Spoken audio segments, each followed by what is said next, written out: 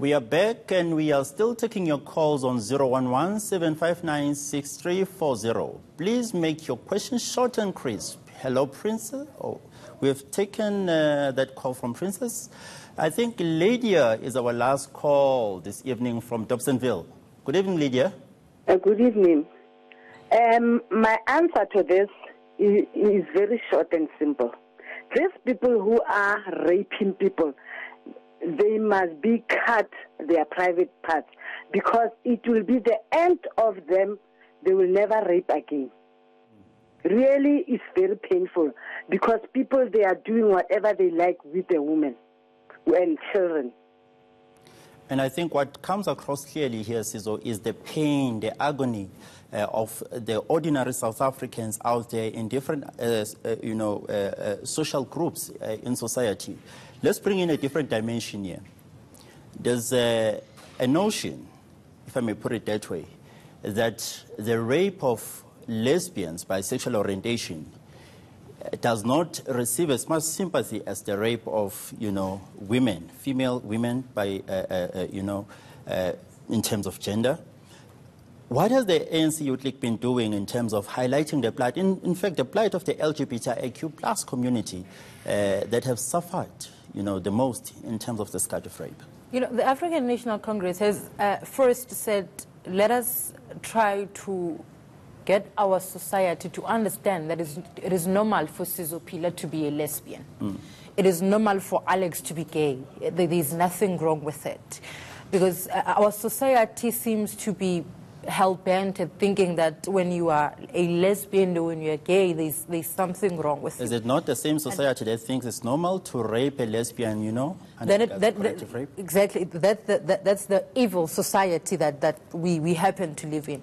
Now, as the African National Congress Youth League, what is important for us, what we think is important for us, and after diagnosing what the problem seems to be, is that we need to encourage lesbians and gays when they are faced with such things, when they are raped, because it happens, even in gays, it happens, that they get sexually assaulted. But now there is this fear of saying, I cannot be able to go out and say, I'm a lesbian, I'm Sizophila Mkhize, a lesbian, I have been raped, and here is my case. Because I think most of their cases are just closed or pushed under carpet and then really not spoken about, and it's the truth. What you're saying, that they are not spoken about. Now, what we're doing is that we are encouraging that whoever has a challenge or whoever is faced with a situation whereby they are raped because of who they have chosen to be or how they have chosen to live their life, and then they are sexually assaulted, we are more willing and much available to assist those people with giving them much support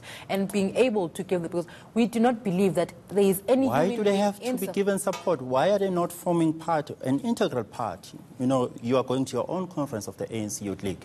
I have not seen a single name from the LGBTIQ community. Well, we have them as members. We have them as members. But we are in a political organization, and that a person is nominated. They say whether they are available or not. And there is nothing in the ANC Youth League that stops those people to enter in the ANC Youth League and say, we are available, we are willing to lead, and they can take the lead. In fact, we have no phobia of the LGBTQ society ourselves as the ANC. Well, some critics in society have said the ANC has a history of protecting sexual offenders. In fact, even,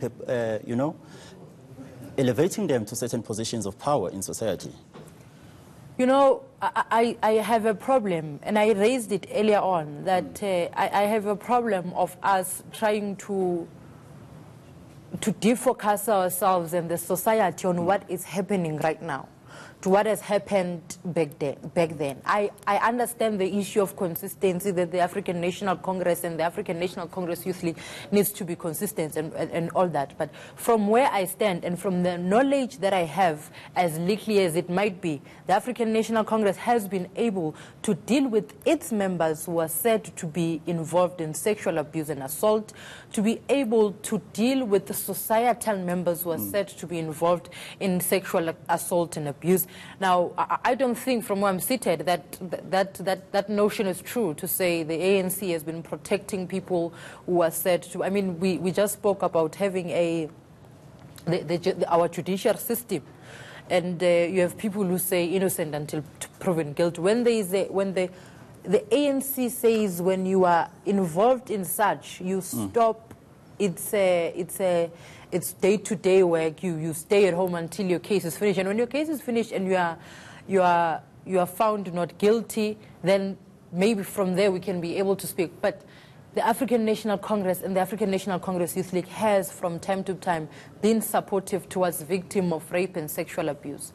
Well, thank you so much, Sizophila Mkhize, and thanks to our viewers at home and in Latin America, by the way. And that's it for this edition of Let's Have It Out. Keep the conversation going on social media.